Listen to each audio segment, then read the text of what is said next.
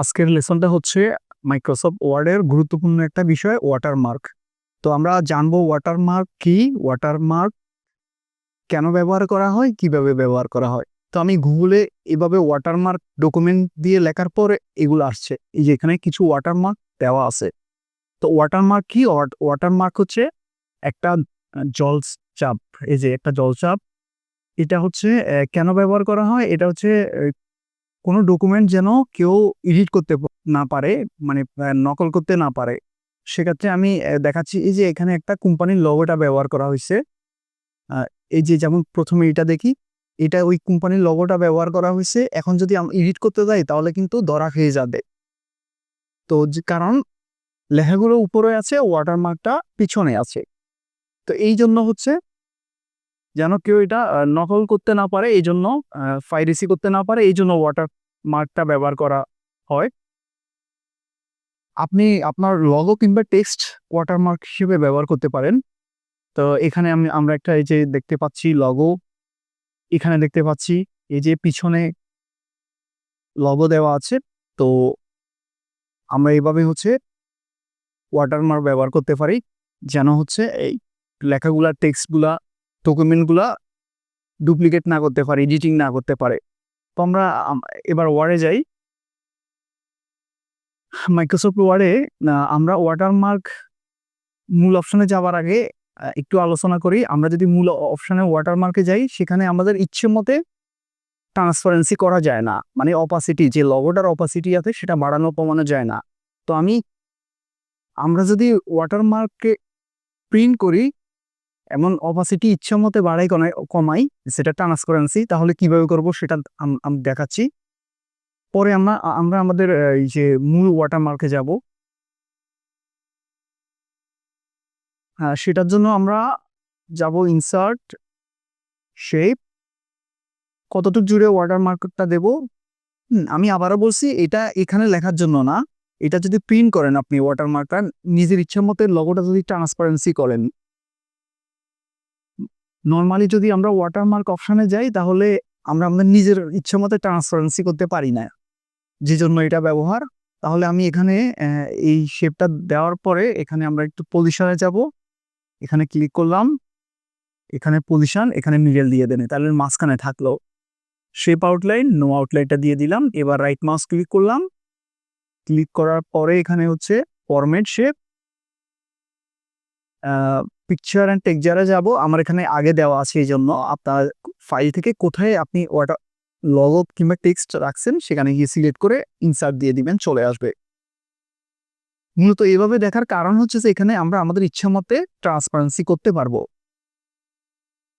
এই যে ওয়াটারমার্ক মূল অপশনে গিয়ে আমরা কিন্তু আমাদের ইচ্ছে মতে ট্রান্সপারেন্সি করতে পারবো না। এই হচ্ছে মেইন কারণ এভাবে দেখানোর। তো এটা আমাদের ইচ্ছা মতে কতটুক আমরা ঘনত্ব রাখতে চাই, ট্রান্সপারেন্সি কতটুক হবে সেটা এভাবে দেব। দেওয়ার পরে ক্লোজ।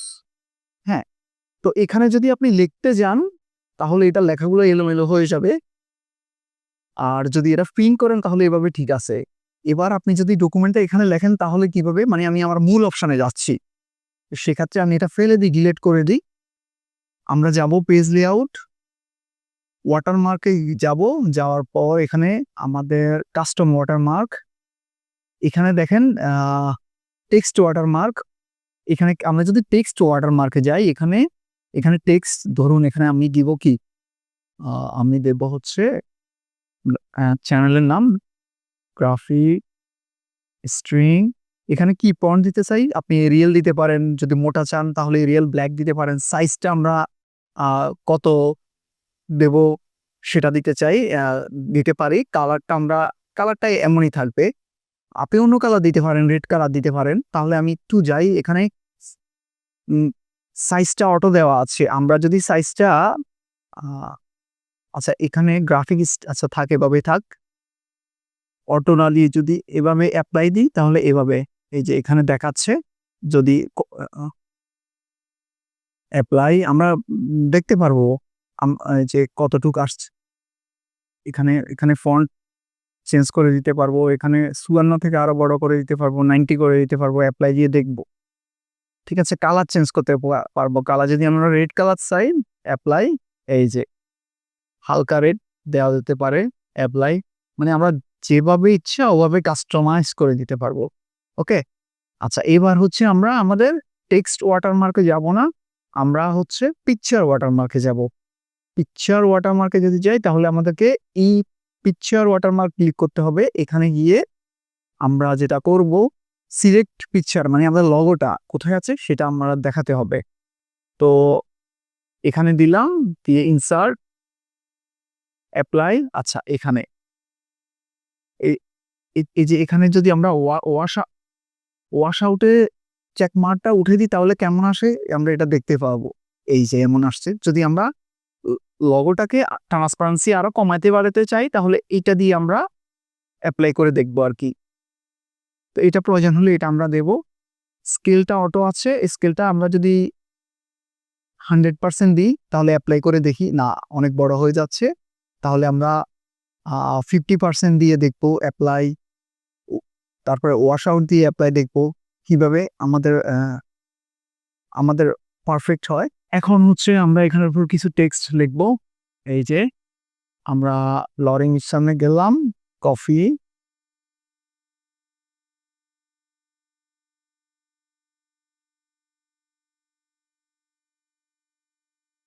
এই যে আমাদের লেখাগুলা ওয়াটারমার্কের উপরে বসছে, ঠিক আছে।